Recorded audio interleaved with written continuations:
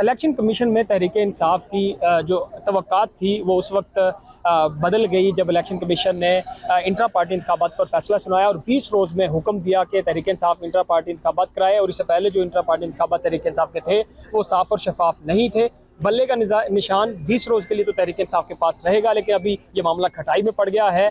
तहरीक इंसाफ की तरफ से काफ़ी ज़्यादा मायूसी का इजहार किया जा रहा है। ये जो इलेक्शन कमीशन का फैसला आया है, कानूनी टीम के जो मेंबर्स हैं वो हमारे साथ मौजूद हैं। आज जब आप ये फैसला सुनने के लिए आए तो ये थी कि बल्ले का निशान आपको मिल जाएगा, अभी तो आपके पास ही है, लेकिन जो इंट्रा पार्टी इंतखाबात है वो भी आपके मान लिए जाएंगे, लेकिन ऐसा हुआ नहीं। और 20 दिन की डेडलाइन है, इसके बाद क्या होगा? इमरान खान अभी नाअहल है, वो इंट्रा पार्टी इंतखाबात में कैसे हिस्सा लेंगे? जब ये केस फाइल हुआ था और ये केस जिस वक्त प्रोसीड हो रहा था और आज सुबह जिस वक्त हम आए हैं तो हमारे पास एक ज़हन में स्केच मौजूद था ऑलरेडी कि हम सबसे वर्स्ट पोजीशन इस वक्त पाकिस्तान तहरीक इंसाफ देखती है कि हमारे केस में क्या फ़ैसला आ सकता है। इस फैसले के लिए हम तैयार भी थे, लेकिन यह है कि चूँकि अगर आप देखें कॉन्स्टिट्यूशन कोर्ट है, एक कॉन्स्टिट्यूशन का सबसे बड़ा इदारा है जिसने फ्री एंड फेयर इलेक्शन करवाना होता है, उसने 3 माह तक इस केस को रिजर्व रखा।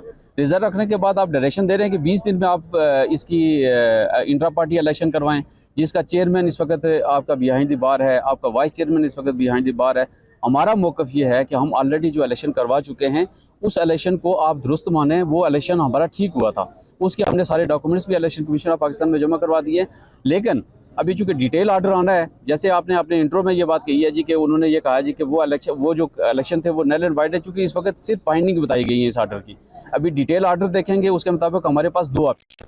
पहला ऑप्शन हमारे पास ये है कि हम इस आर्डर को चैलेंज करें बिफोर इस्लामाबाद हाई कोर्ट, और उसमें अगर फर्क करें ये सस्पेंड हो जाता है आर्डर, तो फिर ये 20 दिन की जो डायरेक्शन है ये आपकी ख़त्म हो जाती है।